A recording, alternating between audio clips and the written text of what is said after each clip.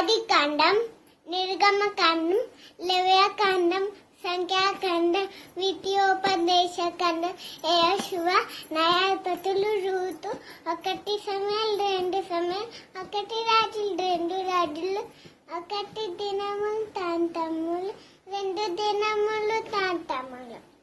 అష్రాని, హేమ్య, ఎస్తేరు, యోబు, కీర్తనలు, సామెతలు, ప్రసంగి, పరమగీతం, యెషయా,